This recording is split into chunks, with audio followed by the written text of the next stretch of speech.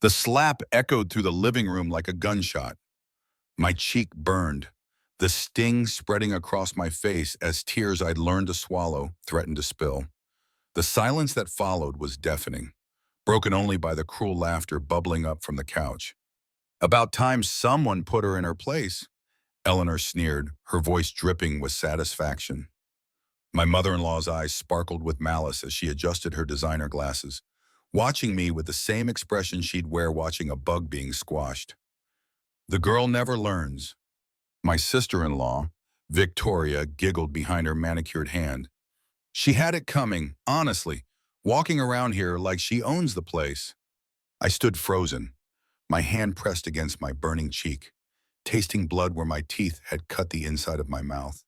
The humiliation was worse than the pain. 3 years of this. 3 years of being their punching bag, their entertainment, their outlet for every cruel impulse. My husband Alexander flexed his fingers as if shaking off the impact. His face showed no remorse, only the satisfied look of a man who had just reminded everyone who was in charge. Maybe now you'll think twice before embarrassing me in front of my colleagues, he said, straightening his tie with casual indifference. Your little outburst at dinner tonight was unacceptable. Sarah, completely unacceptable. My outburst, I'd simply asked him not to speak over me when his boss's wife had been asking about my nursing degree. That was it. That was my crime. The tears came anyway, silent and hot, streaming down my face as I stared at the three of them. Eleanor lounged on her throne-like armchair. Victoria curled up on the couch like a satisfied cat, and Alex standing over me like some conquering general. None of them heard the front door open. None of them noticed the measured footsteps crossing the marble entryway. But I did. I turned toward the living room entrance just as my father stepped into view, flanked by two men in military fatigues.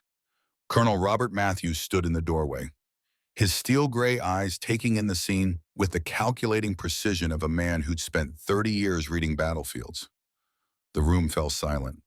The change was instant and absolute. Alex's satisfied smirk froze on his face. Eleanor's laughter died in her throat. Victoria stopped mid-giggle, her eyes widening as she took in the two armed soldiers standing at attention behind my father. Dad's gaze moved slowly from my tear-streaked face to my reddening cheek, then to Alex's still-raised hand. His expression didn't change, but something shifted in the air, something that made even the house itself seem to hold its breath. When he finally spoke, his voice was quiet, controlled, and more terrifying than any shout could ever be. Gentlemen, he said to his companions, never taking his eyes off Alex, I believe we found our target. Before we continue, please write in the comments which country you are watching this video from. We love knowing where our global family is tuning in from. And if this is your first time on this channel, please subscribe. Your support helps us bring even more epic revenge tales to life. Enjoy listening. 6 hours earlier. I should have known the evening would end badly when Eleanor started rearranging the place settings. No, Sarah, she said, moving my carefully positioned salad fork for the third time. The Waterford crystal goes on the right. How many times do I have to tell you Alex's boss expects elegance? Not whatever this is. I bit back my response and adjusted the fork again, watching as she surveyed the dining room like a general inspecting troops. Everything had to be perfect for Mr. Braxton's visit. Alex had been angling for a promotion at the law firm for months, and tonight's dinner was supposed to seal the deal. The flowers are too tall, Victoria announced from her perch on the kitchen counter, filing her nails while I finished the appetizers. They'll block conversation. Honestly, Sarah, it's like you've never hosted before. I haven't, I wanted to say, because you never let me, but I'd learned to keep my mouth shut. 3 years of marriage had taught me that much. Alex appeared in the kitchen doorway, adjusting his cufflinks with that self-important air he'd perfected since making junior partner. He looked good in his tailored suit, he always did. That's what had drawn me to him in the first place, back when I was young and stupid enough to believe that charm and good looks meant something. How much longer, he asked, checking his Rolex. Braxton will be here in an hour, and I need everything perfect. Almost done, I said, spooning the caramelized onion tart onto serving plates. I'd spent all afternoon making his favorite appetizer from scratch. The same way I learned to make all his favorite things small gestures of love that had somehow become requirements, expectations, demands. He moved behind me, placing his hands on my shoulders in what might have looked like affection to an observer, but I felt the tension in his grip, the subtle warning.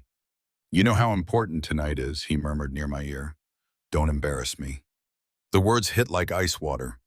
I turned to face him, searching his eyes for some trace of the man I'd married, but finding only cold calculation. "When have I ever embarrassed you?" I asked quietly. His smile was sharp. "There's always a first time." "Alex, darling," Eleanor clapped her hands from the dining room. "Come look at the centerpiece. I think we need to change it entirely." He squeezed my shoulders once more, too hard, and walked away. I stood in the kitchen, staring at the tarts I'd made with such care, and wondered when my life had become a performance I could never quite get right. "Well, Tom, you're glowing," Alex had whispered against my ear 2 years ago as we swayed on the dance floor, surrounded by 200 of our closest friends and family. My wedding dress felt like silk clouds, and the candlelight turned everything golden and magical. "I love you, Mrs. Williams," he said, spinning me gently. "I'm going to take such good care of you." I believed him. God help me, I believed every word. The reception was everything I dreamed of. Elegant, romantic, perfect. My father had walked me down the aisle in his dress blues, medals gleaming on his chest, pride shining in his eyes. Even he seemed charmed by Alex, impressed by his law degree and his ambitious plans. "He seems solid," Dad had said during our father-daughter dance. "Driven, that's good in a man, as long as he remembers what's really important." I'd laughed, spinning in my beautiful dress, surrounded by love and hope and possibilities. "He adores me, Dad. You should see how he takes care of me." Dad's eyes had grown thoughtful. "Taking care of someone isn't about what you do for them, sweetheart.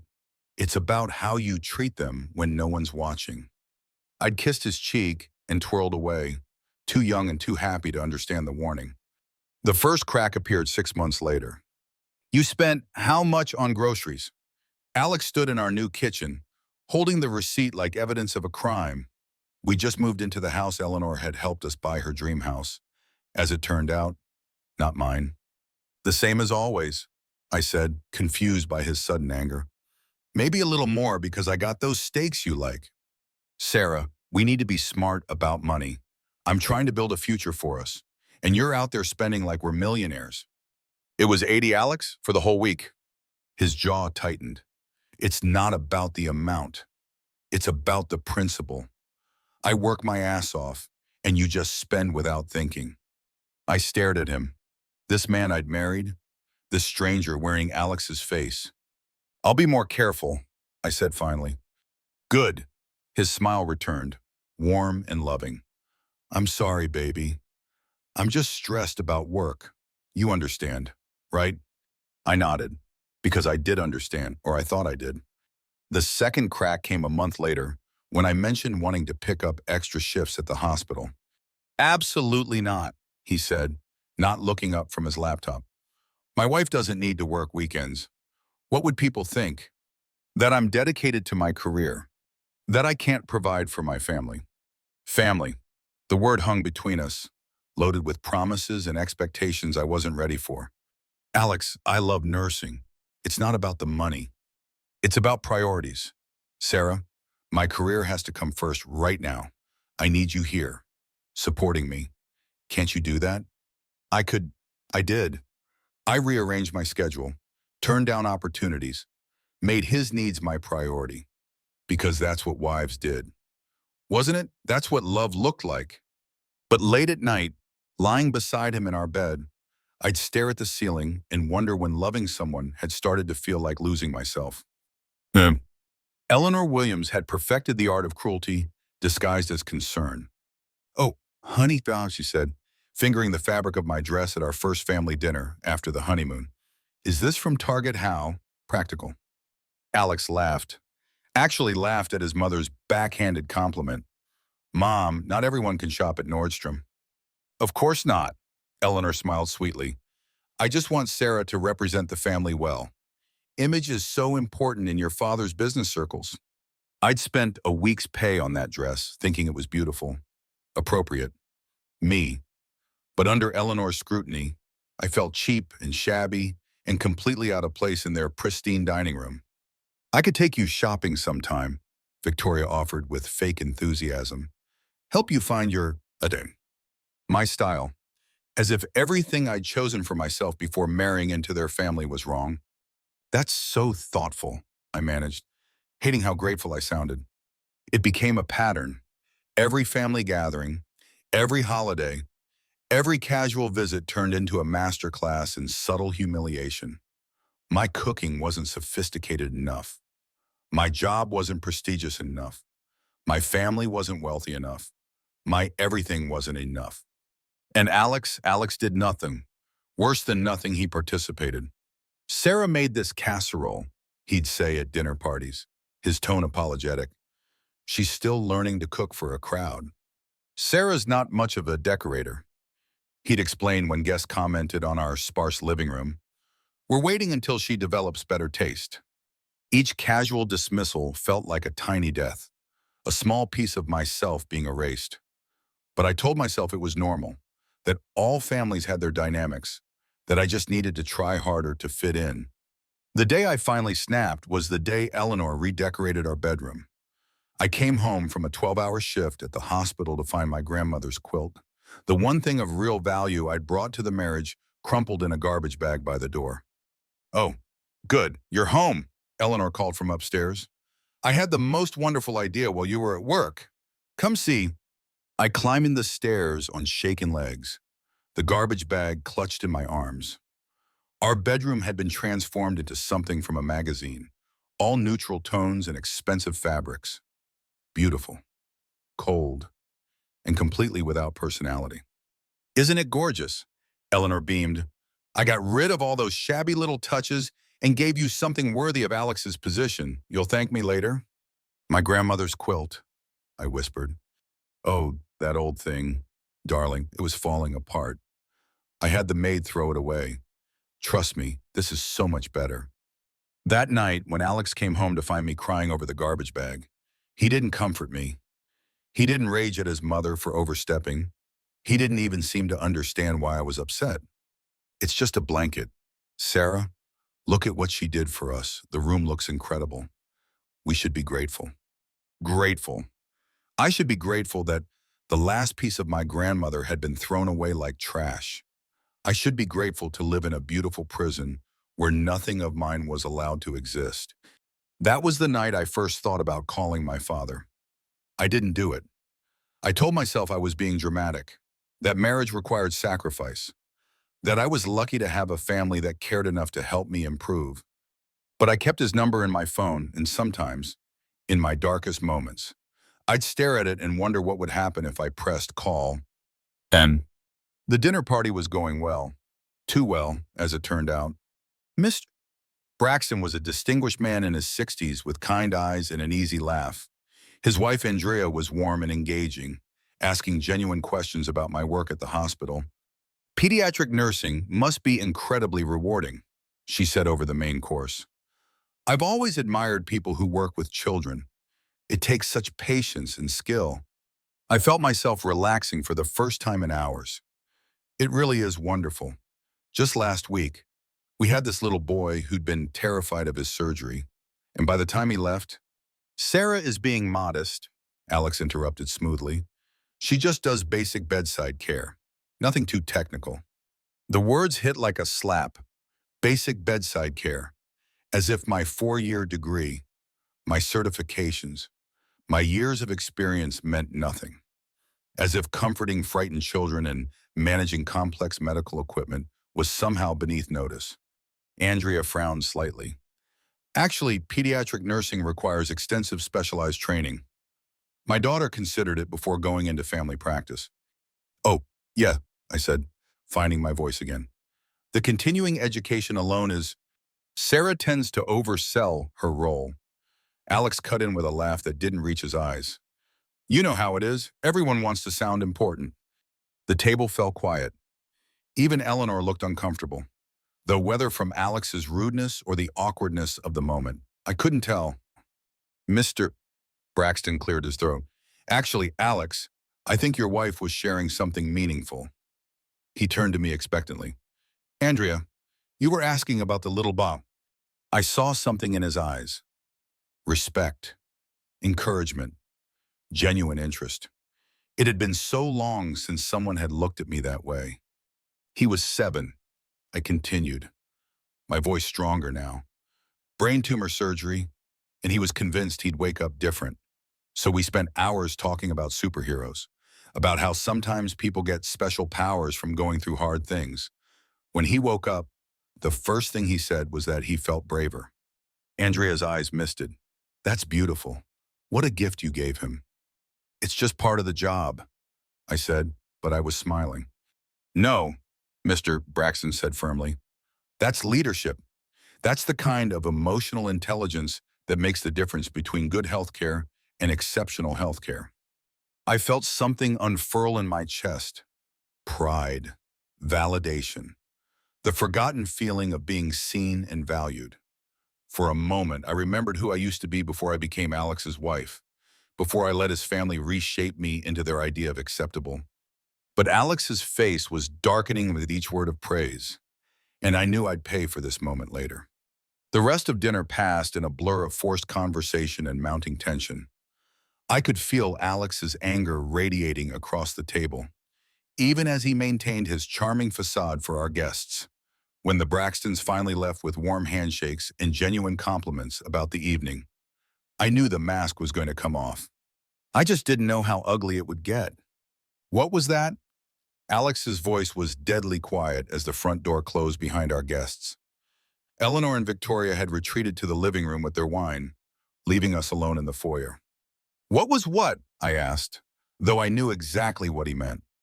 Don't play dumb. Sarah, you completely dominated the conversation, made yourself the center of attention, made me look like I don't appreciate my own wife. I was answering Andrea's questions. She was interested in... She was being polite. His voice rose slightly before he caught himself, glancing toward the living room. And you turned it into some kind of performance, going on and on about your job like you're some kind of hero. I wasn't... You embarrassed me, in front of my boss, in front of the man who controls my future at the firm. I stared at him, this man I'd promised to love and honor, and felt something shift in body me. I embarrassed you by being good at my job. You embarrassed me by forgetting your place. The words hung in the air between us like a thrown gauntlet. My place.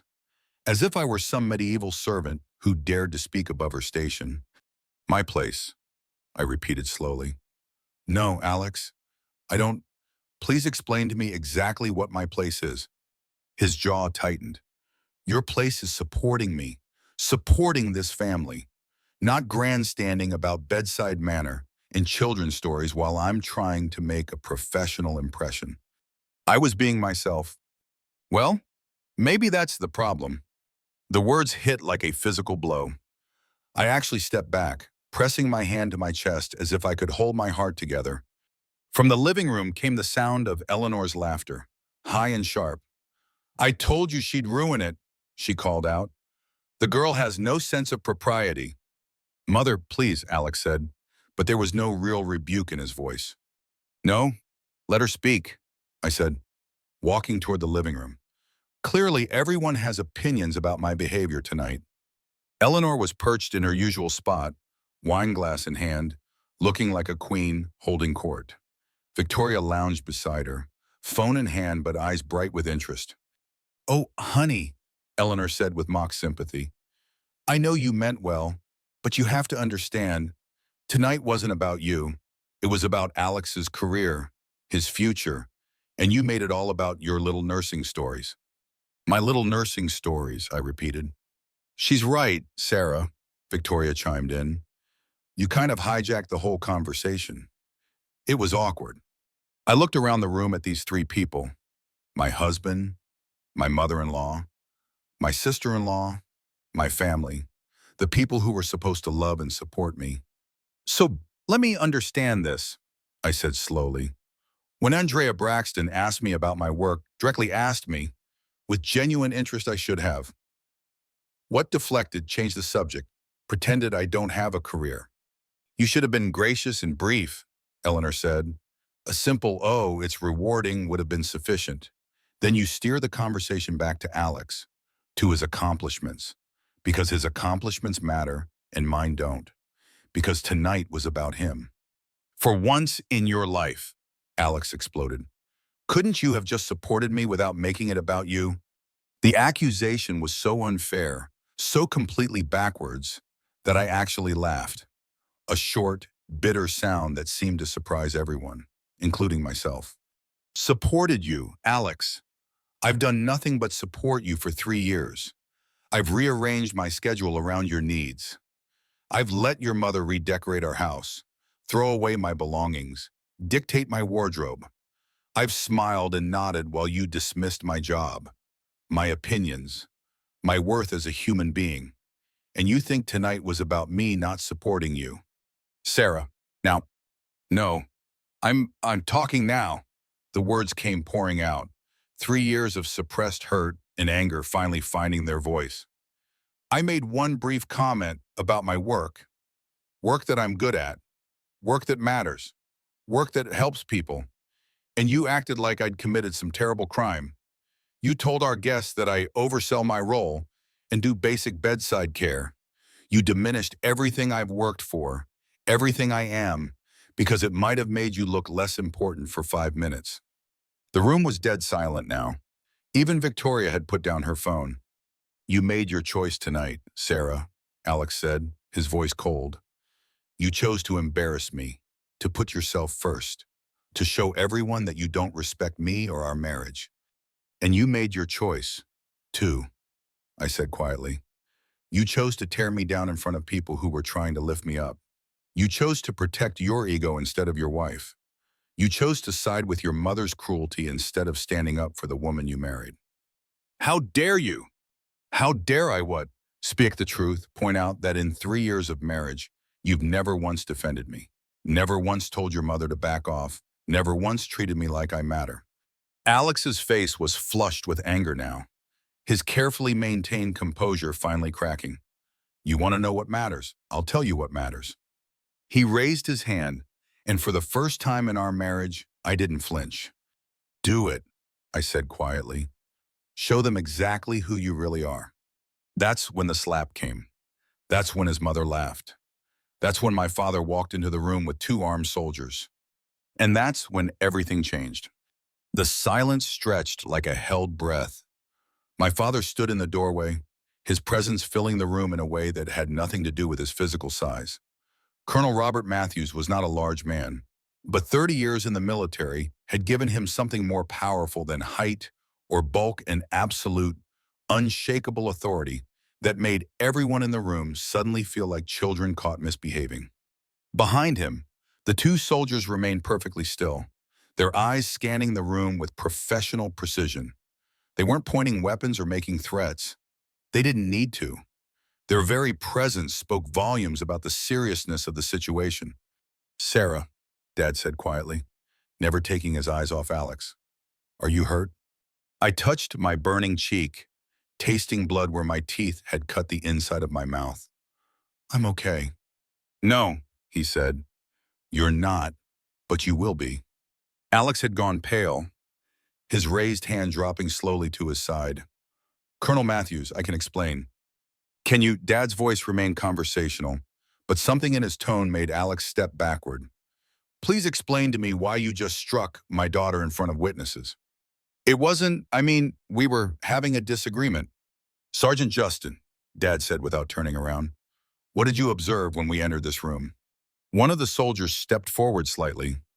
Sir, I observed a male subject with his hand raised in an aggressive posture over a female who appeared to have been struck. The female showed visible signs of recent impact to the face. And you, Corporal Jenkins? Same observation, sir. Also noted 2 additional females in the room who appeared to be observing the altercation without intervening. Dad nodded slowly. So we have multiple witness accounts of domestic violence. Interesting. This is ridiculous, Eleanor sputtered, finally finding her voice. This is a private family matter. You can't just barge in here with armed men. Mrs. Williams, Dad said, turning those steel gray eyes on her.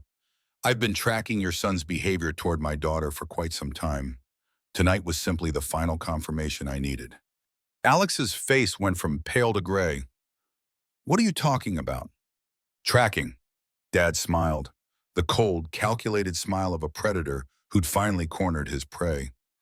Did you really think I wouldn't notice when my daughter stopped calling, when she stopped visiting, when she started making excuses for bruises and canceling family dinners?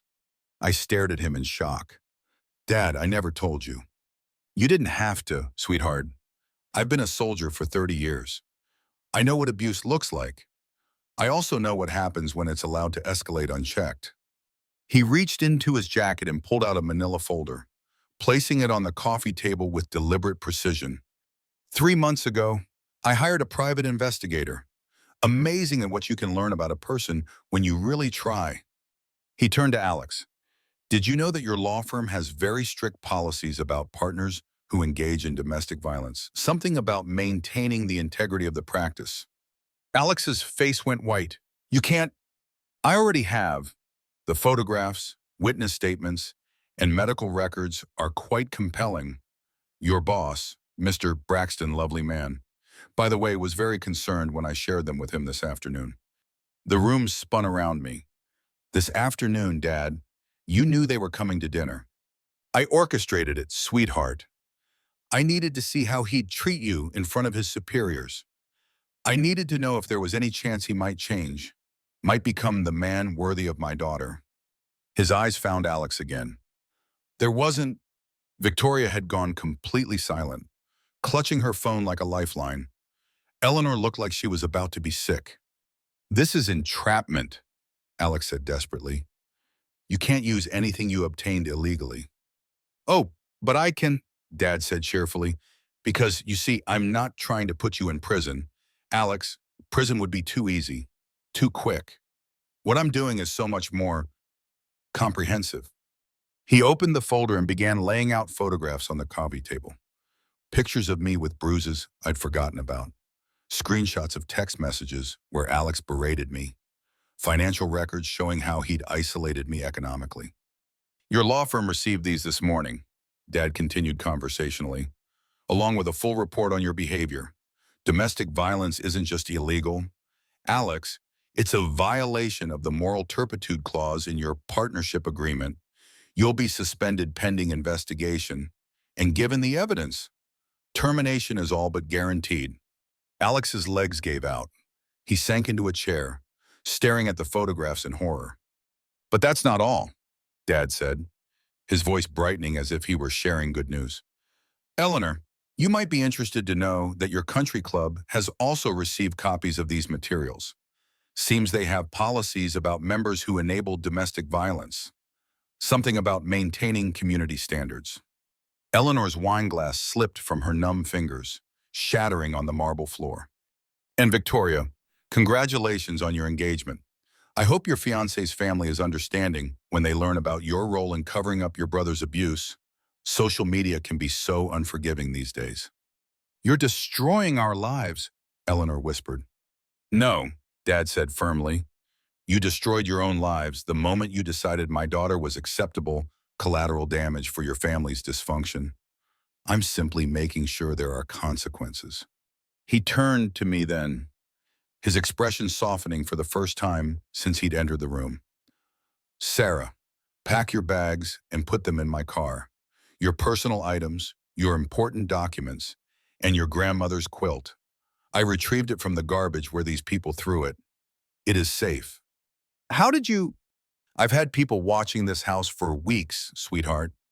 I know every entrance, every hiding place, every secret these people thought they could keep. He held out his hands to me.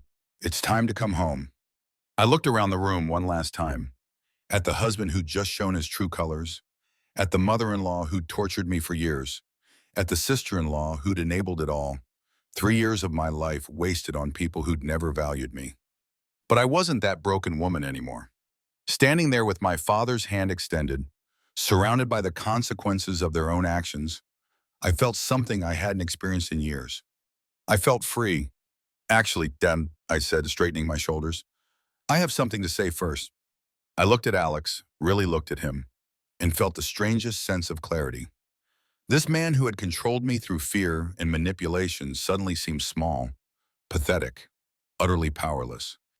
3 years ago, I married you because I thought I loved you, I said, my voice steady and clear. But I realize now that I was in love with a lie. The man I married, kind, supportive, loving, never existed. You showed me exactly who you were tonight, just like you've been showing me for years. I just wasn't ready to see it. Alex opened his mouth to speak, but I held up my hand. I'm not finished. The shock on his face was almost comical. He wasn't used to being interrupted. For 3 years, I've apologized for things that weren't my fault. I've made myself smaller so you could feel bigger. I've let you and your family convince me that I was the problem, that I needed to change, that I wasn't enough.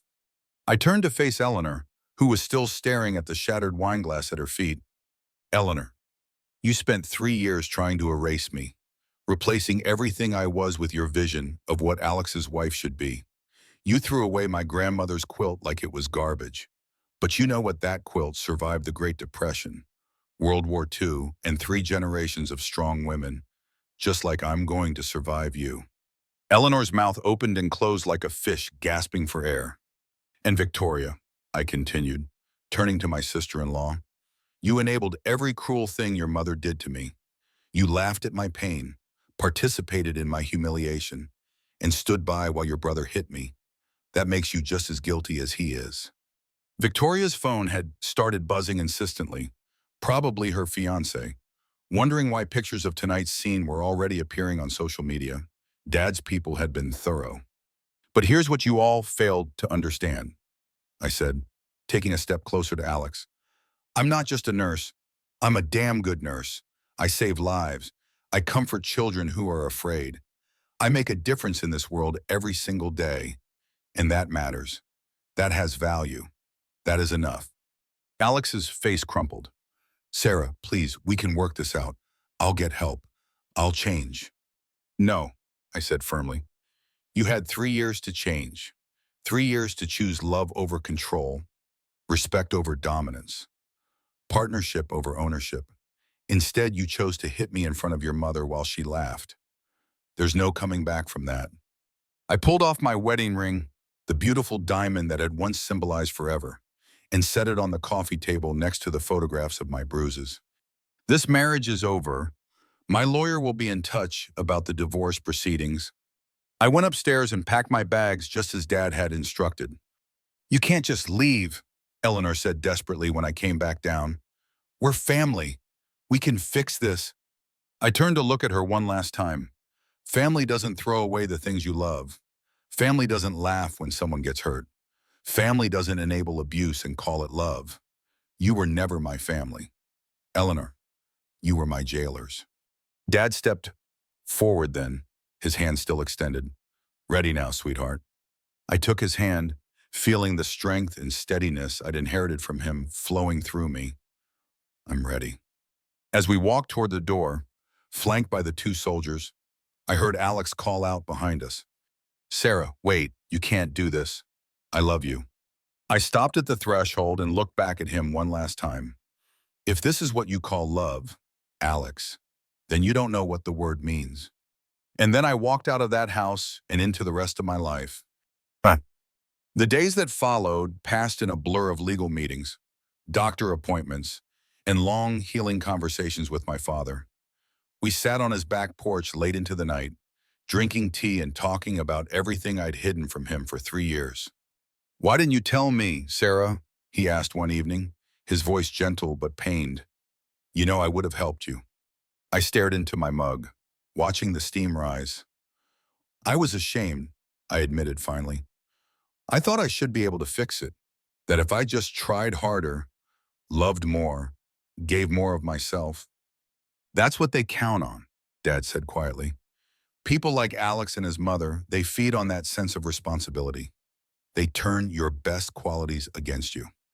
I know that now. I looked up at the stars, bright and clear into the country sky above his house. I keep thinking about all the little moments where I could have left, all the red flags I ignored. Don't do that to yourself, sweetheart.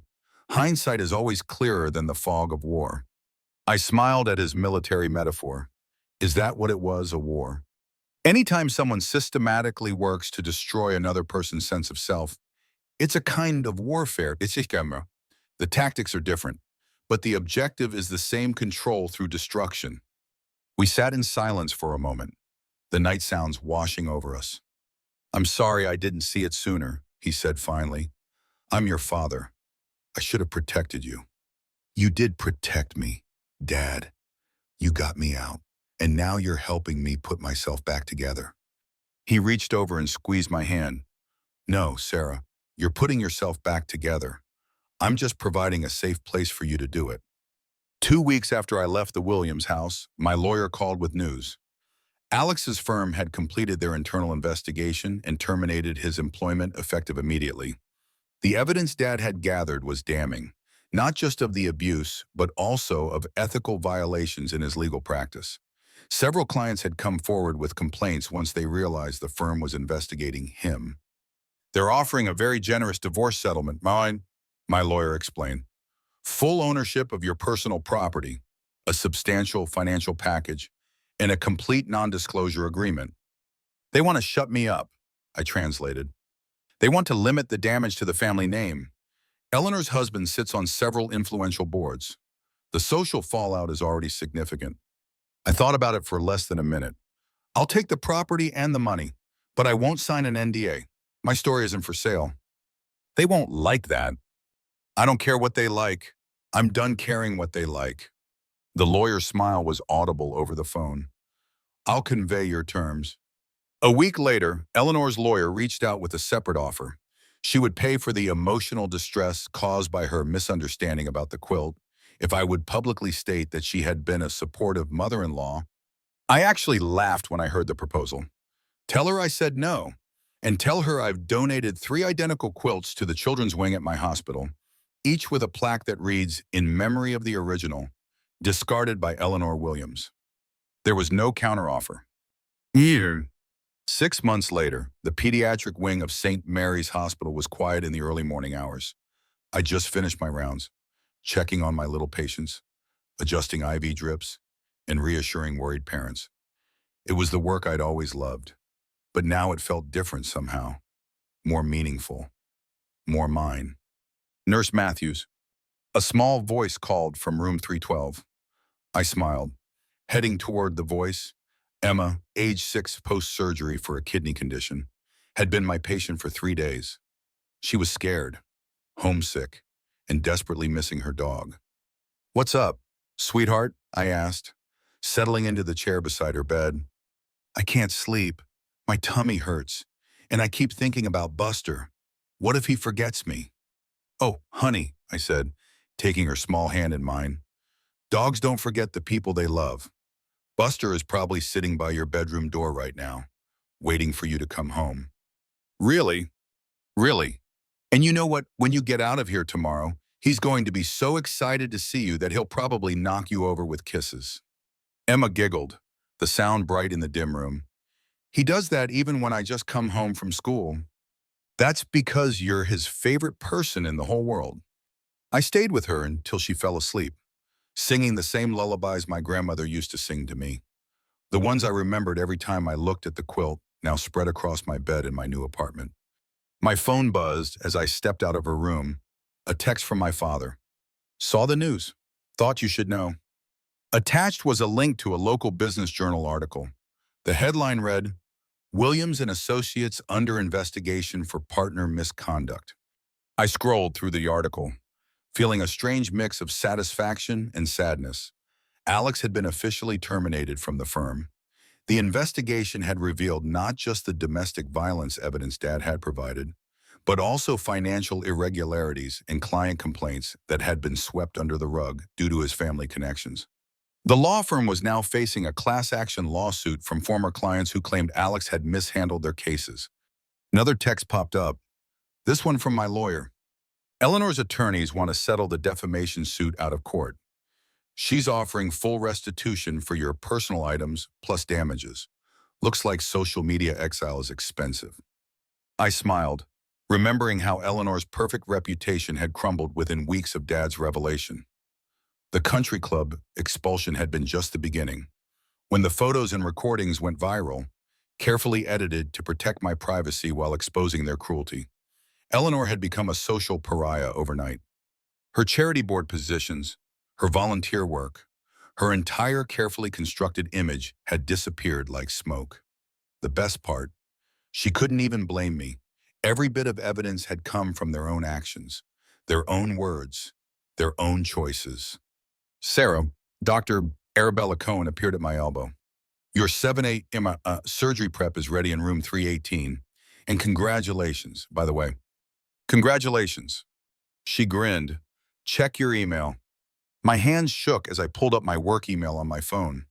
There it was. Congratulations on your promotion to pediatric nursing supervisor. Your leadership qualities and dedication to patient care make you an obvious choice for this role. The position I'd been quietly working toward for years. The one Alex had always dismissed as not worth the stress. The one that came with a significant salary increase and the authority to implement the family support programs I'd been dreaming about. I thought about calling someone to share the news, then realized with a start that I wanted to call my father. Not because I needed his approval, but because I knew he'd be proud. There was a difference, one I was still learning to recognize. Another text, this one from an unknown number. Sarah, it's Andrea Braxton. I got your number from the hospital directory. Would you be interested in speaking at our Women's Leadership Conference next month? We need someone who understands the importance of finding your voice. I stared at the message, remembering that terrible dinner party 6 months ago. Andrea had reached out several times since then, not out of pity, but out of genuine respect for what I'd survived and overcome. She'd become an unexpected mentor, showing me what supportive, professional relationships actually look like. I'd be honored. I typed back. Good news, Dr. Cohen asked, noticing my smile. The best, I said. It feels like my life is finally beginning. 1 year after I left the Williams house, I stood in the conference room at St. Mary's, looking out at the faces of nurses, doctors, and healthcare administrators who had gathered for my presentation on patient advocacy. Patient advocacy isn't just about medical care, I was saying. It's about seeing the whole person, their fears, their needs, their dignity. It's about standing up for those who can't stand up for themselves. A hand shot up from the middle of the room. What about when advocacy puts you in conflict with authority figures? How do you navigate that? I smiled, thinking of all the times I'd failed to advocate for myself, all the moments I'd stayed silent when I should have spoken up. That's the hardest part, I admitted. But I've learned that the cost of staying silent is always higher than the cost of speaking up. Your voice has power. Use it. After the presentation, I was packing up my materials when someone cleared their throat behind me. Excuse me, Nurse Matthews. I turned to find a young woman, maybe 25, with nervous eyes and a bruise on her wrist that she was trying to hide with her sleeve. I'm Lisa, she said quietly. I'm a new nurse here, and I was wondering if I could talk to you sometime, privately. My heart clenched. I saw myself in her nervous posture, her careful way of speaking, the way she kept glancing at the door as if someone might be watching. Of course, I said gently. My office is always open, or if you'd prefer somewhere more private, we could get coffee. Relief flooded her face. Coffee would be good. There are some things, some situations I'm dealing with at home, and I heard you might understand. I do understand, I said, and I want you to know, whatever you're going through, you're not alone. She nodded, tears threatening to spill. Thank you. I've been trying to figure out how to find the courage. The courage is already there, I told her. Sometimes we just need help recognizing it. After she left, I sat in my office for a long moment, thinking about the chain reaction that had started with Dad walking into that living room. My freedom had led to Alex's downfall, which had led to my promotion, which had led to programs that helped other people find their strength. My phone rang, interrupting my thoughts. Dad's name appeared on the screen. "Hey, Dad." "Hey, sweetheart. How did the presentation go?" "Really well. I think we're going to get approval for the domestic violence screening program." "I'm proud of you, Sarah, not just for surviving what you went through, but for turning it into something that helps others." I smiled, looking out my office window at the city beyond. I had a good teacher. "Speaking of which, how's retirement treating you?" He chuckled. "Can't complain, though I may have found a new project. There's a veteran support program that could use some organizational help." "Dad?" I said, laughing. "You've been retired for 3 months. You're supposed to be relaxing." "Relaxing is overrated. Besides, some battles are worth fighting even when the war is officially over." After we hung up, I pulled out the file for my next project proposal, a support group for healthcare workers dealing with domestic violence. The statistics were staggering. The same people who spent their days caring for others often went home to situations where they received no care at all. My computer pinged with a new email. The sender's name made me do a double take. Victoria Williams Morrison. I hesitated before opening it. In the years since I'd left Alex, I'd heard bits and pieces about his family through the legal proceedings. Eleanor had moved to Florida to live with her sister, her reputation in shambles. Alex had declared bankruptcy and was working at a small firm in another state. But Victoria. Dear Sarah, I know I have no right to contact you, and I understand if you delete this without reading it, but I needed to try to apologize for my part in what happened to you. My engagement ended 6 months ago when the photos from that night surfaced. At first, I was angry at you, at your father, at the whole situation. But as time passed, I started to understand what we had done to you, what I had done. I watched my brother hurt you, and I said nothing. I participated in my mother's cruelty, and I called it family loyalty. I enabled abuse and convinced myself it wasn't my responsibility to stop it. I've started therapy to understand why I made those choices. I'm learning about trauma, about enabling behaviors, about the damage we cause when we stay silent in the face of injustice. I don't expect forgiveness. I don't even think I deserve it. But I wanted you to know that your courage in leaving and the way you've rebuilt your life has inspired me to finally examine my own behavior and try to become a better person. I hope you're happy. You deserve all the happiness in the world. Victoria. I read the email twice, feeling a complex mix of emotions. Anger at how long it had taken her to see the truth. Sadness for the years I'd lost. But also something unexpected, a small flicker of hope that maybe, sometimes, people really could change. I wouldn't respond to the email. That chapter of my life was closed, and I had no interest in reopening it. But I was glad to know that the ripples of that night continued to spread, forcing people to confront uncomfortable truths about themselves. My phone buzzed with a text from Lisa, the young nurse from earlier. Would tomorrow at 2 p.m. work for coffee? I'm ready to talk. Perfect. I texted back. I'll be there. As I gathered my things to leave the office, I caught my reflection in the window. The woman looking back at me was someone I barely recognized from a year ago. Confident, purposeful, unafraid. She had scars, we all do, but they were proof of battles fought and won, not wounds that needed hiding. I thought about 7-year-old Emma, who'd gone home to her dog Buster and sent me a drawing of the two of them playing in their backyard. I thought about Andrea Braxton, who'd become not just a mentor, but a genuine friend. I thought about Dad, who taught me that sometimes love means having the courage to fight for what's right. And I thought about Lisa, who would learn what I'd learned, that courage isn't the absence of fear. It's the decision that something else is more important than fear. Walking out of the hospital into the warm evening air, I felt something I'd almost forgotten how to feel. I felt powerful. The wedding was small, just close friends, family, and a few colleagues from the hospital. I stood in front of the mirror in my childhood bedroom, adjusting the simple white dress I'd chosen myself, without input from anyone who thought they knew better. "You look beautiful, sweetheart." I turned to find Dad in the doorway, handsome in his dress blues, medals gleaming on his chest, just like they had at my first wedding. But this time felt different. This time, I wasn't a young woman trying to please everyone. I was a woman who knew her own worth. "Thank you for everything, Dad," I said, taking his offered arm, "for seeing what I couldn't see, for fighting when I couldn't fight, for believing I was worth saving." "You saved yourself, Sarah. I just made sure you had the chance to do it." The ceremony was in the hospital's memorial garden, surrounded by flowers and sunshine, and people who genuinely cared about my happiness. Dr. Arabella Cohen had offered to officiate. She'd gotten ordained online specifically for the occasion, claiming it was the least she could do for her favorite supervisor. But this wasn't a traditional wedding.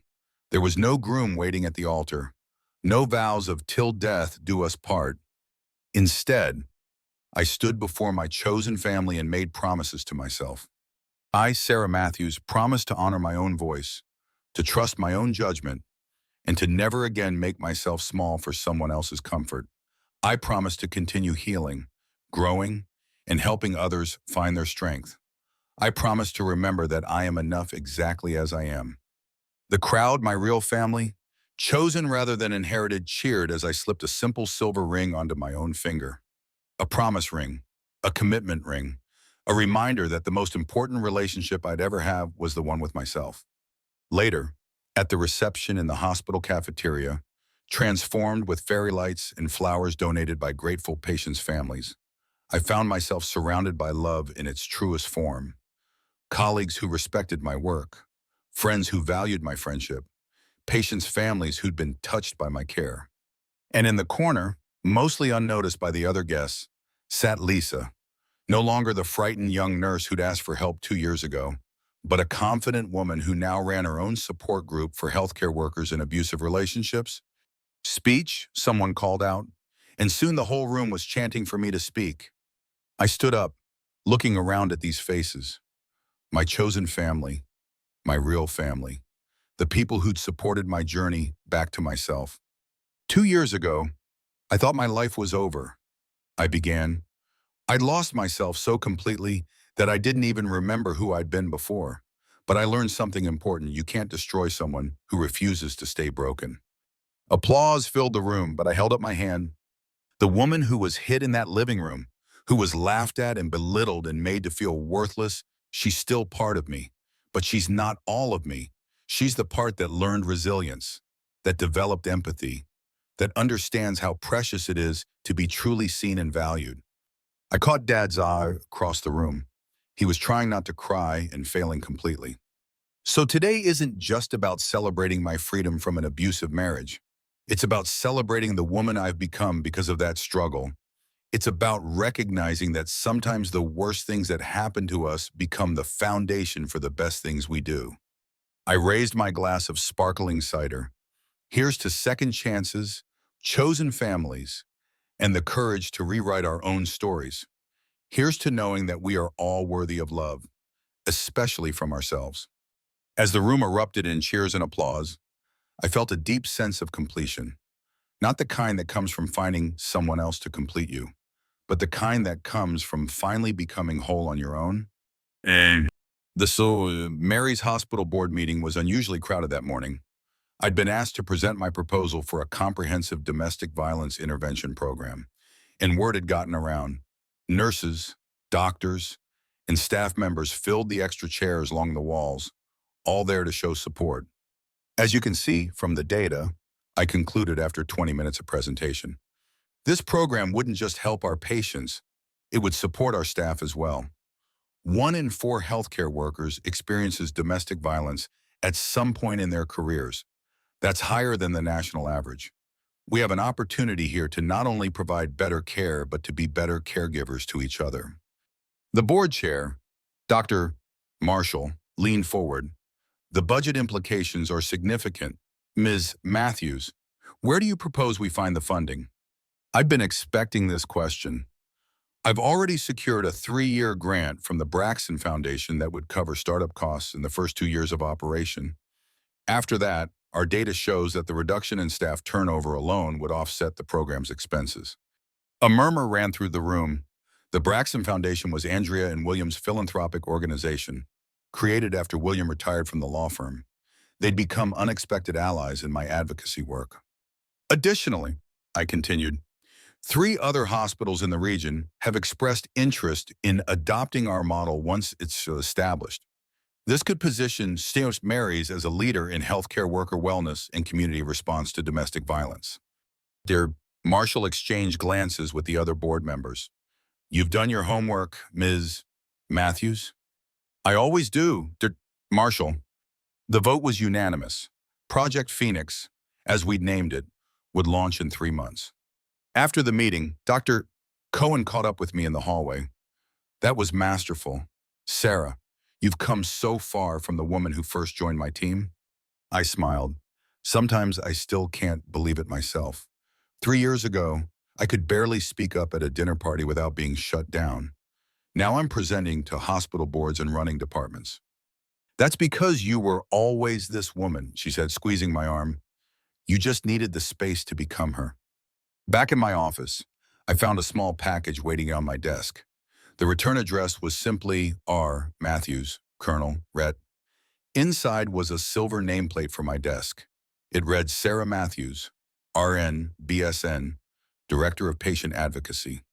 The note tucked inside said simply, for the promotion you haven't announced yet, a little bird told me the board made their decision this morning. No one deserves it more. Love, Dad. I ran my fingers over the engraved letters, tears blurring my vision. Director of Patient Advocacy. The position had been created specifically for me after my domestic violence program gained national attention. I hadn't told anyone I was being considered, not even Dad. But somehow he knew. He always knew. My phone rang, and I smiled at the name on the screen. How did you find out? I asked without preamble. Dad's chuckle filled the line. I have my sources. Dr. Cohen, I'll never reveal my intelligence network. Congratulations, sweetheart. I'm so proud of you. I couldn't have done it without you. That's not true, and you know it. You were always going to be extraordinary. Sarah, you just needed to remember it. After we hung up, I sat looking at the nameplate, thinking about how far I'd come. From a woman who couldn't choose her own centerpieces to one who was directing hospital policy. From someone who apologized for existing to someone whose voice was sought after and valued. The journey hadn't been easy. There had been nights when the memories were too strong, when I'd wake up gasping from nightmares of being trapped again. There had been moments of doubt, of wondering if I was worthy of this new life I was building. There had been unexpected triggers, a raised voice, a certain cologne, the sound of glass breaking that could send me spiraling back to that living room. But there had also been healing, deep, transformative healing that came from facing the wounds instead of hiding them, from speaking the truth instead of swallowing it, from connecting with others who understood because they'd walked similar paths. My computer pinged with a calendar reminder. Support group, 5 p.m.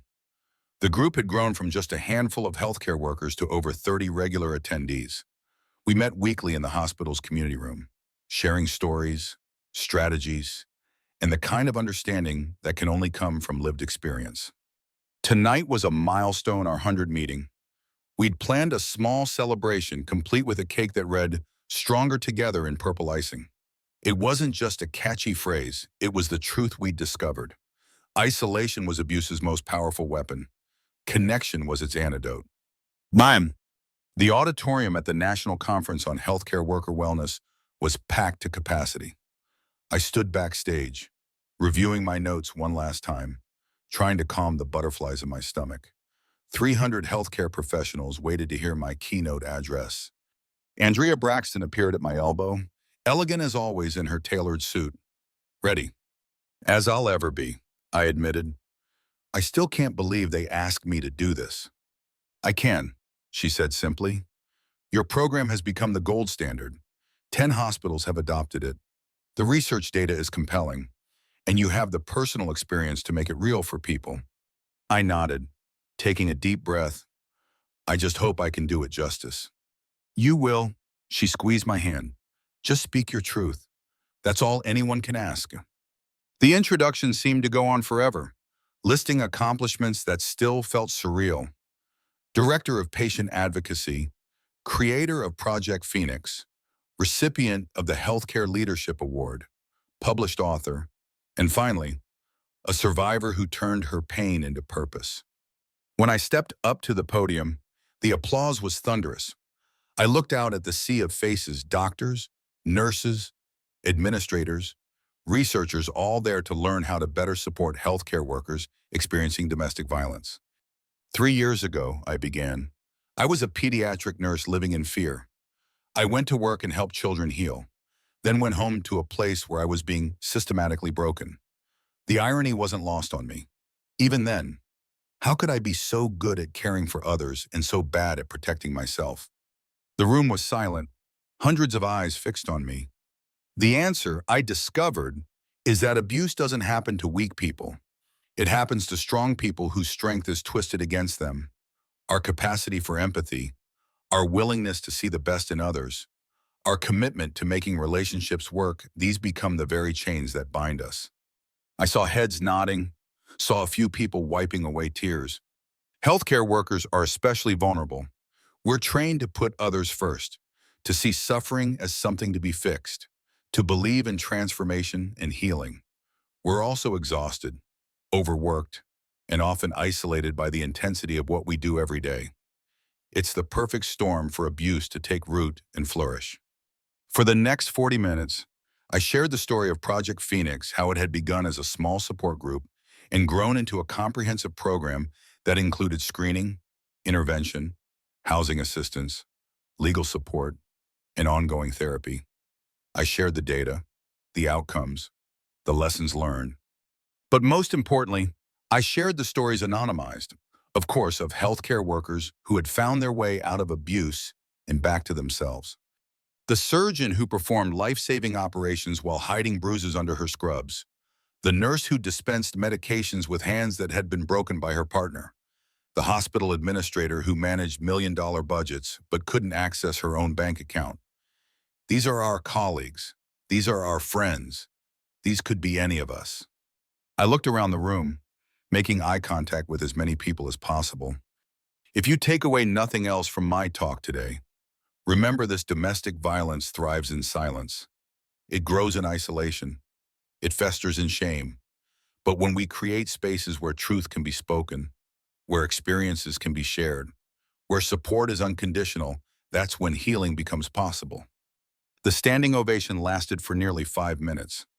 Afterwards, the line of people waiting to speak with me stretched across the lobby. Some wanted to discuss implementing similar programs at their hospitals. Others wanted to share their own stories of survival. Still others simply wanted to say thank you. One woman waited until the very end, hanging back until everyone else had gone.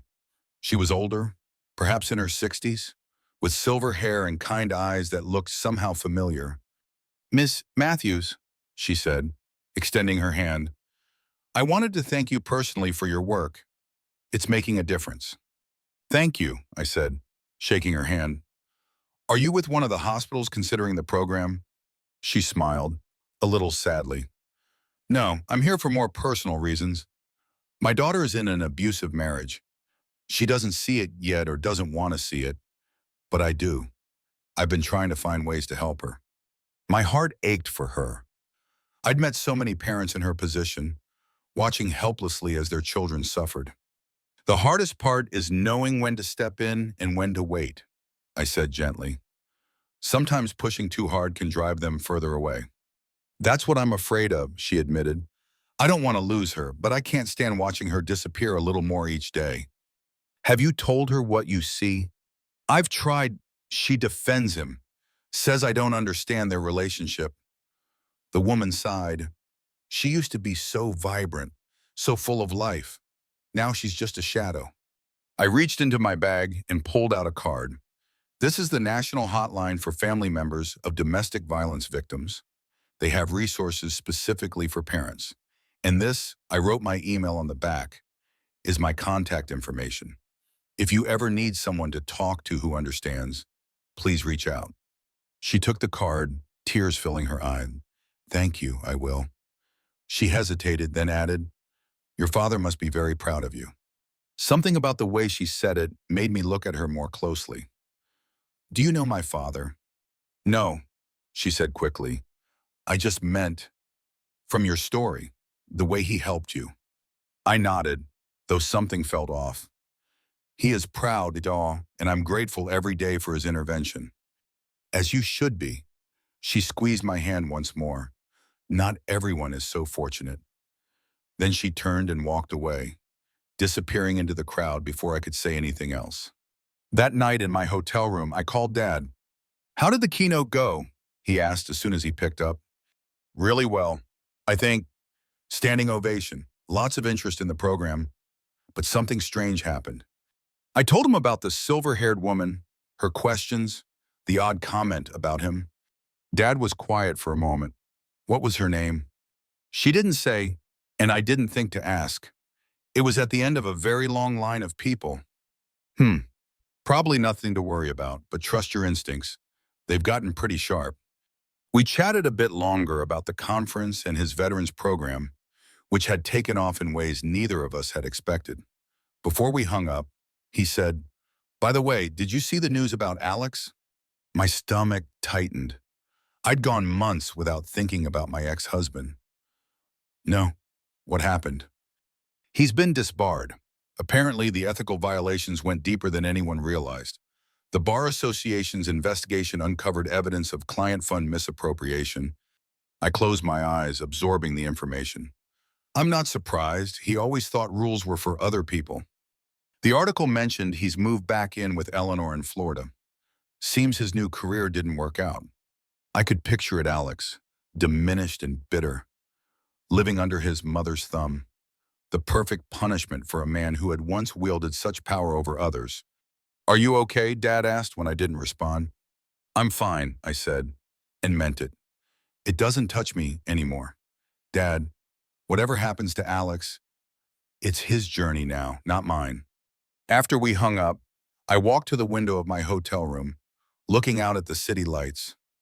3 years ago, news about Alex would have sent me into a spiral of anxiety and fear.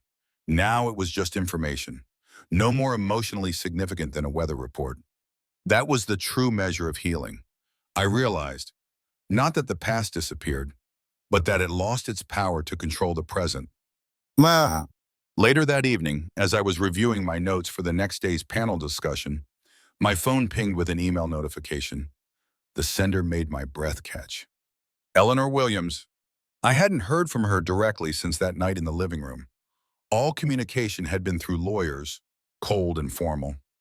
I hesitated before opening it, wondering what she could possibly have to say after all this time. Sarah, I saw you today at the conference. You probably didn't recognize me. I've aged considerably in the last 3 years. Grief and shame will do that to a person. I didn't plan to attend your keynote. I was there for a different session and saw your name on the program. Something compelled me to go. Perhaps the same something that compels me to write this email now. You were magnificent, poised, articulate, passionate, everything I never allowed you to be in my home.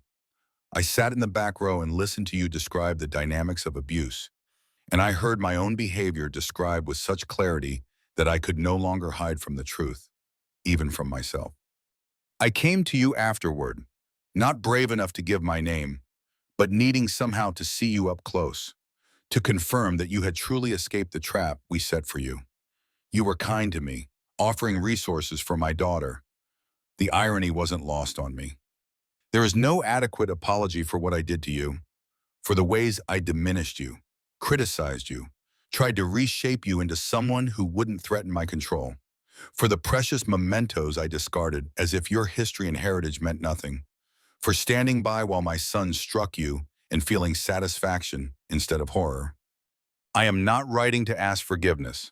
Some things are beyond forgiveness, and I believe my actions fall into that category. I am writing because today I heard you speak about how abuse thrives in silence, and I realized that my silence has been my final act of cowardice. The truth is that I was terrified of you from the moment Alexander brought you home. Not because of anything you did, but because of who you were: bright, compassionate, accomplished in your own right. Everything I had sacrificed in my own marriage, I saw in you all the roads not taken in my own life. And instead of celebrating your freedom, I tried to cage it. Your grandmother's quilt. I think about it often. How casually I discarded something so precious, so meaningful. It was an act of deliberate cruelty, designed to show you that your history, your connections, your very self could be erased at my whim. It is the thing I am most ashamed of, among a lifetime of shameful acts. Alexander lives with me now. His father passed last year, and with the disbarment, he had nowhere else to go. Our house is quiet and cold. We rarely speak of you or of the past, but it hangs between us like a ghost. He is not well. Sarah, the man you escaped, has only grown more bitter, more angry at a world that refuses to bend to his will. I enabled this. I created this. I taught him that women were possessions to be controlled, that love was about power rather than partnership. I cannot undo the damage I've done to him, to you, to the countless lives touched by our toxic legacy. But I can at last acknowledge it. I can stop pretending that we were the wronged parties, that your escape was a betrayal rather than a triumph of the human spirit. I can admit, finally and publicly, that Colonel Matthews did exactly what a loving father should do when he removed you from our home. You spoke today about how the most important relationship we ever have is with ourselves. I am 82 years old, and I am only now beginning to understand what that means. Too late for me, perhaps, but not too late to bear witness to your truth. You were right that day when you said we were never your family. Families nurture, protect, celebrate. We did none of those things. But please know that at least one member of the family that imprisoned you has finally seen the bars of the cage for what they were, with profound regret and equally profound admiration. Eleanor Williams. I read the email 3 times, my hands shaking. Of all the ways I'd imagined Eleanor over the years: angry, vindictive, unrepentant, this broken, reflective woman had never been among them. I didn't know what to feel. Satisfaction that she'd finally acknowledged the truth. Anger that it had taken so long, pity for the life she described. All of these emotions and more swirled through me as I sat in the quiet hotel room. In the end, I didn't reply. Not because I couldn't forgive her or I'd made peace with the past long ago, but because I understood that her email wasn't really for me. It was for her, a confession, an unburdening. My response wasn't necessary to her process. Instead, I opened my laptop and began writing. Not an email, but a chapter for the book I'd been working on between hospital shifts and speaking engagements. A book about rebuilding after abuse, about finding your voice when others have silenced it, about creating a life that belongs entirely to you. I wrote until dawn, pouring out everything I'd learned on my journey from that living room floor to this hotel room desk. When the sun rose, I had 30 new pages and a title for the book I'd been struggling to name. Unbreakable: How to Survive What Was Meant to Destroy You. 6 months later, I stood in a bookstore, still not quite believing the display in front of me. My book, with my name on the cover, arranged in a pyramid at the entrance. Local author event today, the sign read, and below it, Sarah Matthews, best-selling author of Unbreakable. Best-selling. The word still felt foreign, impossible, but there it was, right under my name. The book had struck a chord, not just with survivors of domestic violence, but with anyone who had ever felt silenced, diminished, erased. Ready for your adoring public, Dad appeared at my side, his smile so wide it must have hurt his face. Terrified, I admitted. What if no one comes? He gestured to the window, where a line had already formed down the block. I think you can put that fear to rest. For the next 3 hours, I signed books and listened to stories.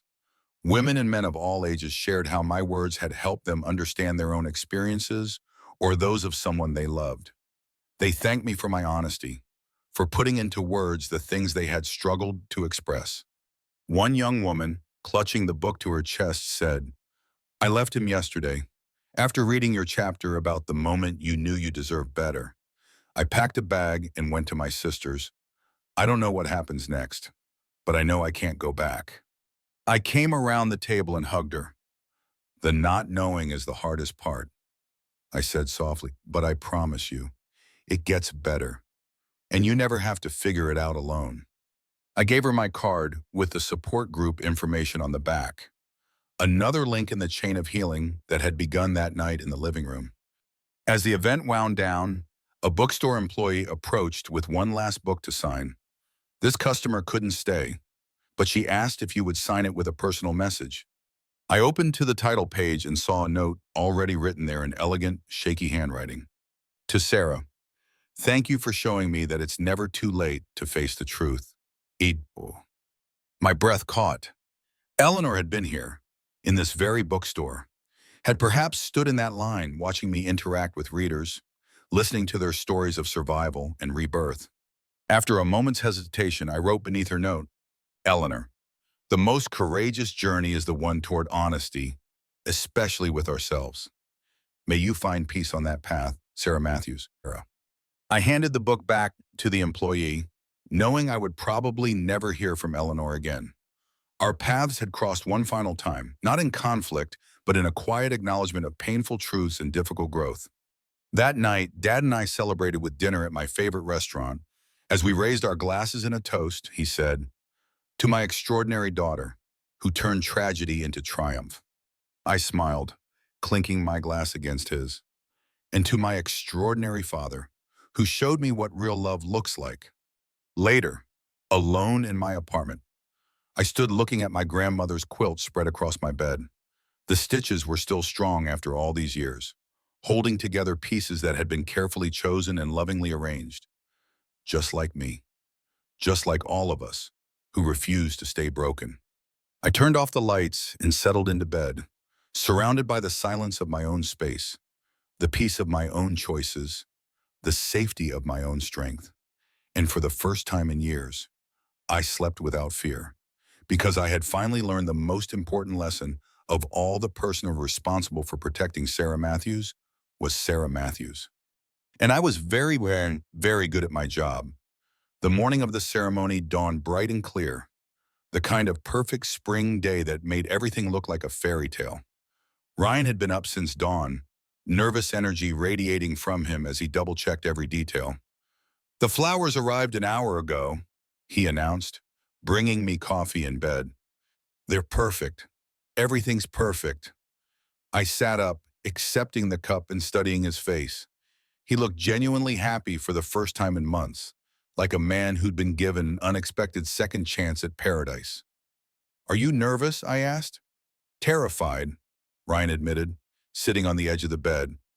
What if I mess up my vows? What if people think this is all just for show? What if I silenced him with a kiss, tasting the desperation beneath his anxiety? Ryan, today is about us, about our commitment to each other. Nothing else matters. I love you so much, he whispered against my lips. I'm going to spend the rest of my life proving that to you. I know you are, I said softly. And he would, just not in the way he imagined. 3 hours later, I stood in the bridal suite at Riverside Gardens, the same venue where we'd held our original wedding 5 years ago. My mother fluttered around me, adjusting my dress and chattering nervously about the guest list. I still can't believe you invited Amber, she said for the third time. After what she did, she's my sister, Mom, and she's getting help. Dr. Hendricks says, Dr. Hendricks can say whatever she wants. That girl destroyed your marriage and nearly ruined our entire family. The fact that you're forgiving enough to include her today just shows how much bigger a person you are than she is. Through the window, I could see guests arriving, Ryan's parents looking distinguished and slightly uncomfortable. My colleagues from the hospital, dressed in their finest clothes and probably gossiping about the circumstances that had led to this renewal. A few neighbors who'd been friends with both couples and were undoubtedly curious about the drama. And there, stepping out of a taxi in a navy blue dress that hugged her curves perfectly, was Amber. She looked beautiful as always, but there was something different about her today. a determined set to her shoulders, a calculated precision in her movements. This wasn't the broken, repentant woman who'd cried beside the pond 3 weeks ago. This was a woman with a plan, which was perfect because so was I. "It's time," Angela announced from the doorway. "The ceremony's about to begin." I took one last look in the mirror, smoothing the silk of my white dress. Not a wedding gown, but something elegant and symbolic. The woman looking back at me was calm, composed, ready for what was to come. "Let's go," I said. As we walked toward the ceremony space, I caught a glimpse of Ryan standing at the altar, handsome in his dark suit, looking like every woman's dream of the perfect husband. The same man who'd held me through my mother's illness, who'd encouraged my career, who'd promised me forever on a day much like this one 5 years ago. The same man who'd been planning to leave me for my sister while pretending to work on our marriage. The officiant, a family friend who'd known us for years, smiled warmly as I approached. "Dearly beloved, we are gathered here today to witness Ryan and Jessica as they renew their wedding vows and recommit to their sacred union." I found Amber in the small crowd, sitting in the third row with tears already streaming down her face. She was watching Ryan with naked longing, probably imagining herself in my place, probably convinced that after the ceremony, she'd find a way to pull him aside and confess her love one more time. Ryan took my hands, his voice strong and clear as he began the vows we'd written together. "Jessica, 5 years ago, I promised to love you for better or worse, in sickness and in health, for richer or poorer. I broke those promises and I hurt you in ways that words can't express. But today, standing here in front of our family and friends, I want to make those promises again with a deeper understanding of what they mean." Beautiful words, carefully crafted, emotionally resonant, designed to convince everyone present that Ryan Mitchell was a changed man who'd learned from his mistakes. If only they knew what I'd learned about his mistakes. If only they knew what was coming next. As Ryan finished his vows and the officiant turned to me, I caught Eric's eye in the back row. He gave me an almost imperceptible nod. Everything was in place. "Jessica," the officiant prompted gently, "your vows."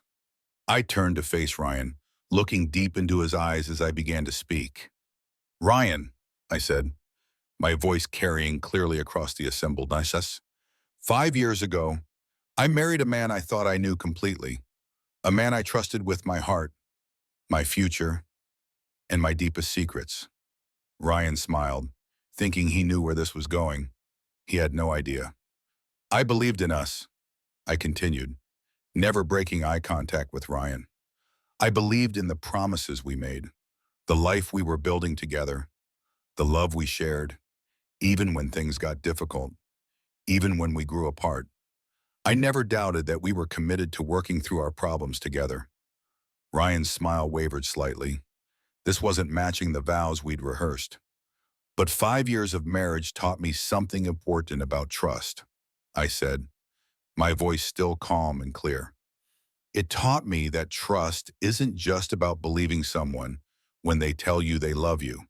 It's about believing they'll respect you enough to tell you the truth, even when the truth is painful." A murmur went through the crowd. This definitely wasn't a traditional renewal ceremony. "Ryan, I want to renew my vows to you today, but I want to base them on truth rather than fantasy. So, let me tell you what I've learned about our marriage in the past few weeks." Ryan's face had gone pale. "Jessica, what are you?" "I've learned that you've been having an affair with my sister Amber for 8 months. My voice remained steady, conversational, as if I were discussing the weather. "I've learned that you've been planning to leave me for her, and that you've both been manipulating your respective spouses to make that transition as smooth as possible." Gasps and murmurs erupted from the audience. Ryan's mother made a sound like she'd been slapped. Amber shot to her feet, her face white with panic. "Jessica, stop," Ryan said desperately. "This isn't the time or place." "Actually, this is the perfect time and place," I said. finally turning to address our guests. Because all of you are here believing that Ryan and I have worked through our problems, that we've forgiven each other and moved forward.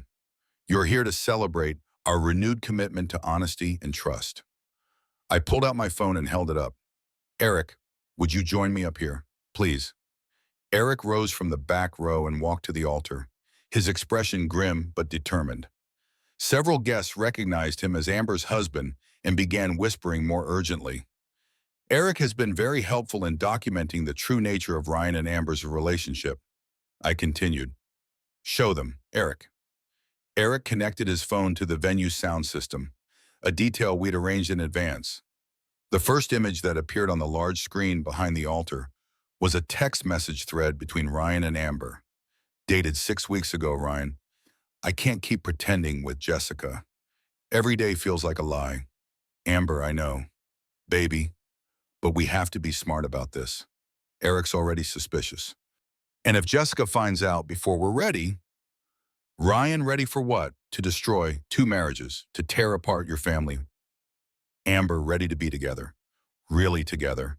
Isn't that what we both want? The messages continued, showing Ryan and Amber planning their future while discussing how to gradually separate from their spouses, hotel reservations, apartment searches in Seattle, detailed timelines for ending both marriages. Ryan lunged for Eric's phone, but I caught his arm. Let them see it all. Ryan, let them see what our marriage really looked like while you were planning your exit strategy. This is insane, Amber shouted from the audience. Jessica, you are having some kind of breakdown. Ryan chose you. He ended things with me to save your marriage. Did he? I asked, signaling Eric to advance to the next set of messages. These were from just 2 days ago, after Ryan had supposedly committed to our reconciliation. Ryan, I can't stop thinking about you, about us. Amber, I know. God, I know. But Jessica's finally trusting me again. If I mess this up now. Ryan, so you're just going to give up on us, on what we have, Amber? I'm not giving up. I'm being strategic. Once we're in Seattle, once she's settled and comfortable, we can figure out how to make this work. Ryan, promise me.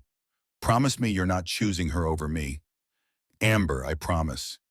You're the one I want. Ryan, you're the one I love. This is just temporary. The silence in the venue was deafening. Ryan stood frozen beside me, his face a mask of horror as he realized the full scope of what I'd discovered. That message thread continued until yesterday, I said conversationally. Right up until Ryan was texting Amber about how much he was looking forward to their new beginning in Seattle. I turned back to Ryan, whose hands were shaking visibly now. So, let me ask you again. Ryan, do you want to renew our vows? Do you want to promise to love, honor, and cherish me while you're planning your life with my sister? Jessica, Ryan's voice was barely a whisper. I can explain. Those messages, they don't mean what you think. They mean exactly what I think, I said firmly. They mean that you've been lying to me every day since I caught you with Amber. They mean that every romantic gesture, every apology, every promise you've made has been a calculated manipulation designed to keep me compliant while you planned your escape. I turned to face the assembled guests again. I brought you all here today because I wanted witnesses. I wanted you to see what betrayal really looks like. And I wanted you to understand that some marriages can't be saved because one person never intended to save them.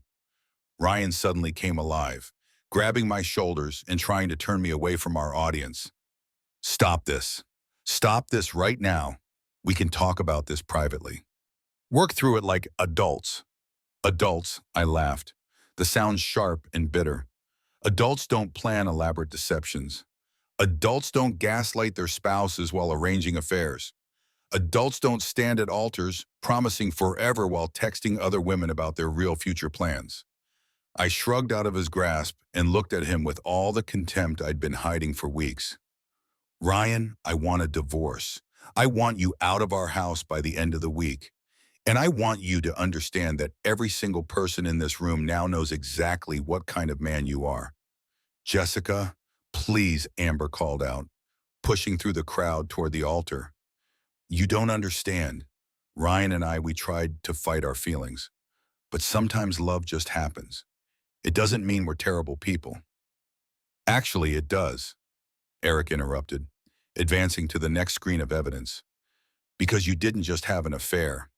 Amber, you systematically destroyed your marriage with me and Jessica's by lying, manipulating, and betraying everyone who trusted you. The new images showed Amber's research into Jessica's work schedule, Ryan's business trips, and Eric's therapy appointments. She'd been tracking everyone's movements to create opportunities for her affair while minimizing the risk of discovery. You studied us, I said, looking at Amber with disgust. You studied our lives like a predator studies prey, looking for weaknesses you could exploit. That's not, Amber started. You convinced Eric he was imagining things when he suspected the affair. You told him he needed therapy for his paranoia while you were sleeping with my husband in our bed. You made him question his own sanity to protect your lies. Eric stepped forward, his voice carrying across the silent venue. Amber told me I was becoming controlling and jealous. She convinced me to start taking anxiety medication because my unfounded suspicions were damaging our marriage. She made me believe I was the problem while she was planning to leave me for Ryan. The cruelty was breathtaking, and I could see it registering on the faces of our guests. This wasn't a simple case of two people falling in love despite their circumstances. This was psychological warfare waged against the people who'd loved and trusted them most. So, no, I said, pulling off my wedding ring and setting it on the altar. I won't be renewing my vows today. I won't be moving to Seattle. And I won't be pretending that this marriage can be salvaged by a man who never intended to salvage it. Ryan stood there looking lost and desperate, probably trying to calculate whether there was any way to spin the situation back in his favor. Amber had sunk into a nearby chair, her face buried in her hands as the full scope of their exposure sank in. One more thing, I added, pulling out a manila envelope. Ryan, these are divorce papers. I'm filing on grounds of adultery. And thanks to the post-nuptial agreement you signed, I'll be keeping the house, the practice, and most of our savings. You can keep your business and your car, and you're welcome to start your new life with Amber using whatever's left. I handed him the papers, then turned to address the crowd one final time. Thank you all for coming today. I know this isn't the ceremony you expected, but I hope it's been educational. There's champagne and cake in the reception hall if anyone's interested in staying. Consider it a celebration of truth, justice, and the end of a marriage that should have ended months ago. As I walked down the aisle, leaving Ryan standing alone at the altar, I felt something I hadn't experienced in weeks. Freedom, the weight of pretense, of performance, of trying to save something that had never been worth saving, lifted from my shoulders. Behind me, I could hear the chaos erupting as guests processed what they'd witnessed. Shocked conversations, angry accusations, the sound of someone sobbing, probably Amber. But I didn't look back. I had one more sob to make before this was truly finished. I found Amber in the parking lot 20 minutes later, leaning against her car and sobbing into her phone. She was speaking to someone in desperate, pleading tones, probably trying to find a friend or family member who would comfort her after what had just happened. She ended the call when she saw me approaching. Jessica, she said, wiping her eyes. I know you hate me right now, but please let me explain. There's nothing to explain, I said calmly. Everything's out in the open now. Everyone knows what you and Ryan did, how you did it, and how long you have been planning it. There are no more secrets to keep. Amber straightened, and I saw a flash of anger replace the tears in her eyes. You humiliated us in front of everyone. You could have handled this privately, but instead you chose to destroy us publicly. I chose to tell the truth publicly. If that destroyed you, it's because your actions were destructive, not because my revelation was inappropriate. Ryan loves me, Amber said desperately. I know you showed those messages, but you don't understand the context. We were trying to do the right thing, trying to end our marriages without hurting anyone. By lying to everyone involved for 8 months, by being careful, by making sure Eric and I would be okay before you made any permanent decisions. The delusion was so complete, it was almost impressive. Amber had convinced herself that her elaborate deception had been an act of kindness rather than manipulation. Amber, I said gently, I need you to understand something. Ryan doesn't love you. Yes, he does. You saw the messages. I saw messages from a man who was keeping his options open. Ryan was never going to leave me for you. He was going to use you for as long as it was convenient, then find a way to keep both of us in his life. Amber shook her head violently. That's not true. He told me he loved me. He said I was the one he wanted. He told you what you needed to hear to keep sleeping with him. Just like he told me what I needed to hear to keep supporting him financially and socially. I pulled out my phone and scrolled to a message thread I hadn't shown the wedding guests. Would you like to see what Ryan really thinks about you? The messages were between Ryan and his business partner. Dated 2 weeks ago, Marcus, and how's the situation with your wife and her sister Ryan complicated? Jessica's being surprisingly forgiving, which is great for my image and my finances. Amber's convinced I'm going to leave Jessica for her, which keeps her quiet about the affair. Marcus, and what are you actually going to do, Ryan? Play it smart. Keep Jessica happy until the Seattle thing is settled, then gradually phase Amber out. I can't afford a messy divorce right now, and Amber's too unstable for a serious relationship anyway. Marcus cold, man, Ryan practical. Jessica's the better long-term investment, established career, family money, social connections. Amber's great for fun, but she's not wife material.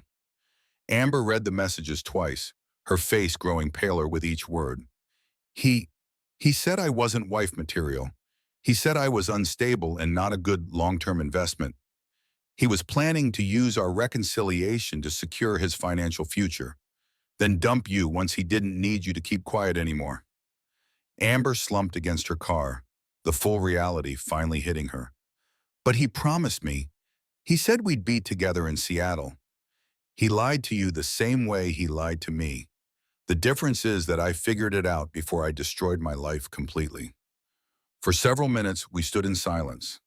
Amber processed the magnitude of her situation while I watched her world crumble in real time. So, what happens now? She finally asked. Now you face the consequences of your choices. Eric's filing for divorce. Ryan will probably try to blame everything on you to save his reputation. Your family knows what you did. Your friends were at that ceremony and saw the evidence. You'll have to rebuild your entire life from scratch. And you, Amber looked up at me with red-rimmed eyes. You get everything you want. I get justice. I get freedom from a marriage built on lies.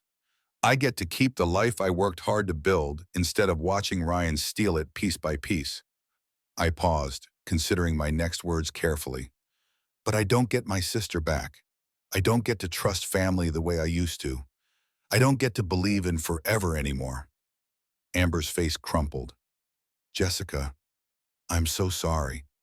I know that doesn't fix anything, but I need you to know that I never meant for it to go this far. I never meant to hurt you like this, but you did hurt me like this. And when you had chances to stop, to tell the truth, to minimize the damage, you chose to lie deeper and hurt me more. I softened my voice slightly. Amber, I hope you get help, real help. I hope you figure out why you thought it was acceptable to destroy your family for a man who saw you as disposable. I hope you become someone better than who you've been. Does that mean someday? Could we maybe, I don't know, and I said honestly, I don't know if I'll ever be able to look at you and not see this betrayal. But I hope for your sake that you become someone worth forgiving, even if I'm never able to do it. Amber nodded, tears streaming down her face again. I love you, Jessica. I know I have a terrible way of showing it, but I do love you. I love you too, I admitted. That's why this hurts so much. I turned to walk away, then stopped. Amber, the therapist you mentioned, Dr. Hendricks. What about him? I called his office yesterday. There's no Hendricks practicing in this city. There never has been. Amber's face went white. One more lie, I said sadly. Even when you were trying to convince me you were getting help, you were still lying. I left her standing in the parking lot and walked to my car, feeling strangely empty. The revenge was complete. The truth was revealed, and justice had been served. Ryan would lose his reputation, his marriage, and most of his assets. Amber would lose her family, her marriage, and her social standing. But as I drove away from Riverside Gardens, I realized that revenge, no matter how perfectly executed, couldn't give me back what I'd really lost. It couldn't give me back the ability to trust completely. It couldn't give me back the sister I'd lost or the marriage I'd believed in. The morning sun streamed through the windows of my newly redecorated living room as I sipped coffee and reviewed patient files for the day ahead. The house felt different now, lighter somehow, despite the painful memories it held. I'd kept the good pieces and replaced everything that reminded me of Ryan and Amber. The cream sectional where I'd found them was gone, replaced by a blue velvet couch that was entirely mine. The wedding photos had been taken down and replaced with pictures of my medical school graduation, my achievements, my friends. The rose bushes Ryan had planted were pulled up and replaced with a garden I designed myself. My phone buzzed with a text from Eric. "Coffee this afternoon, I have news." "Good news or bad news?" I replied. "Depends on your perspective. Amber's engagement announcement went live this morning." I nearly choked on my coffee. "Engagement to whom?" "Some guy she met in Portland. Apparently, she moved there after the Seattle job fell through. They've been dating for 3 months. 3 months. Amber had managed to find another relationship in the time it took most people to process a major life trauma. Some patterns never changed. "How do you feel about it?" I texted back. "Relieved, honestly. It means she's officially someone else's problem now." I laughed despite myself. Eric had developed a dark sense of humor since our divorce proceedings began. It suited him. "Coffee at 3, Brewster's Cafe." "Perfect. See you there." I set down my phone and continued reviewing my files. But my mind wandered to the events of the past 6 months. The divorce had been finalized within 8 weeks, thanks to Ryan's eagerness to avoid further public scrutiny. He'd tried to contest the post-nuptial agreement, but the evidence of his continued affair planning had made his position untenable. He'd moved to Seattle alone, taking the route he'd thought would be our fresh start. According to mutual friends, he was struggling professionally and personally. His reputation had followed him across the country, and the Morrison Group was reportedly reconsidering their partnership offer. Amber had tried to follow him, just as Eric and I had predicted. But Ryan, faced with the reality of public exposure and professional consequences, had made it clear that their relationship was over.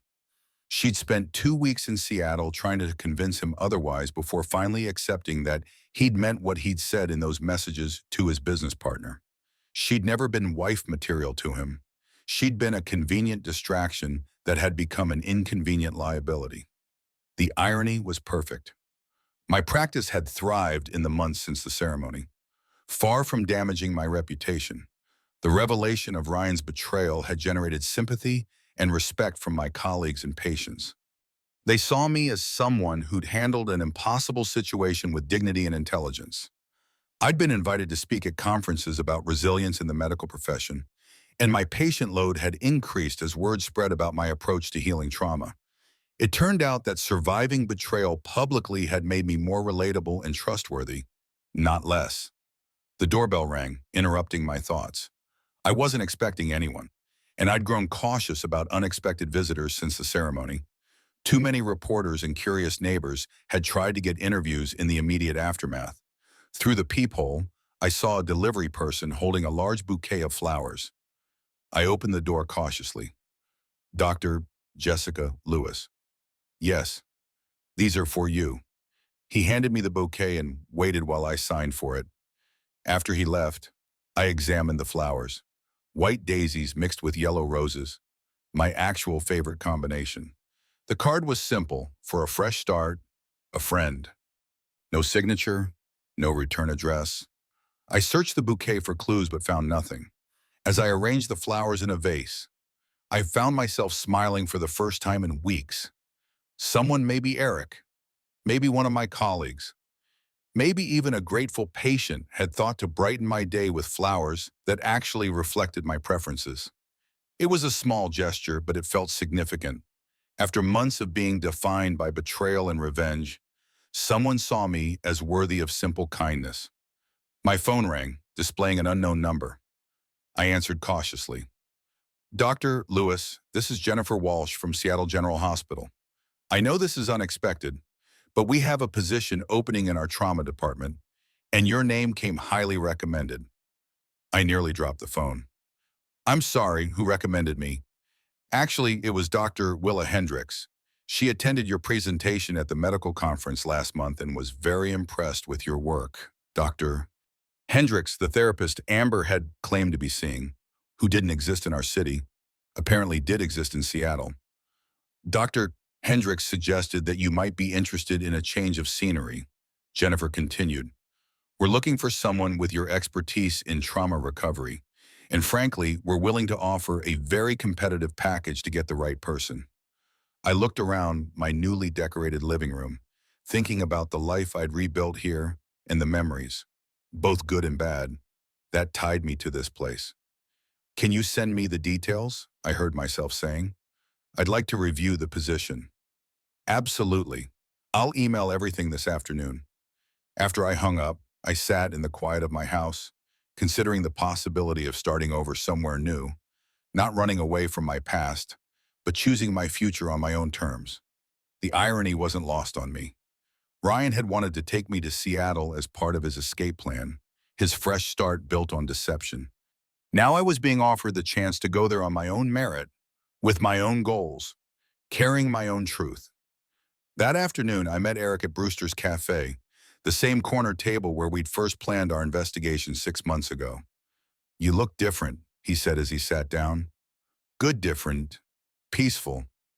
I got a job offer today in Seattle. Eric's eyebrows rose. Seattle, that's ironic. Yes, but also potentially perfect.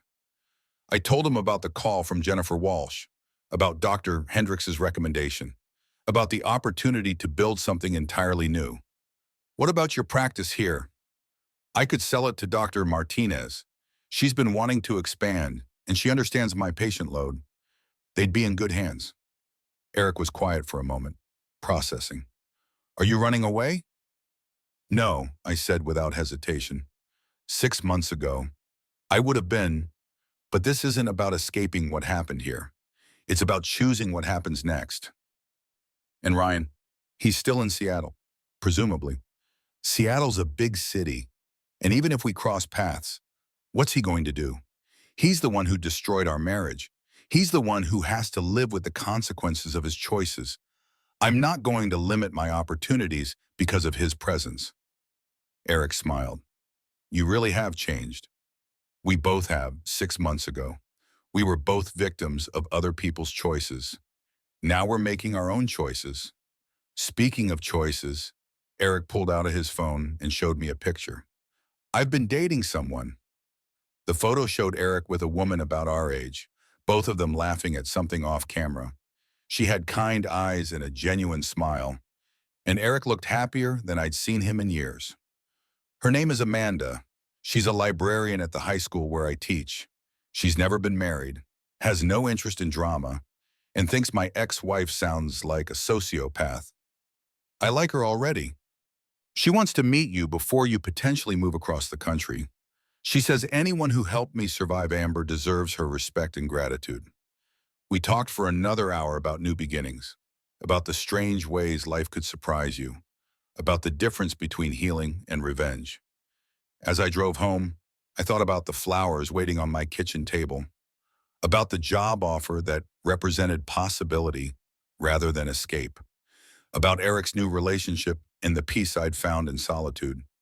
Ryan and Amber had thought they were writing the story of my life when they decided to betray me. They'd cast me as the obstacle to their happiness, the problem to be solved, the casualty of their great love affair. But they'd forgotten that I was the protagonist of my own story. And protagonists don't stay defeated. They adapt, they overcome, and they write their own endings.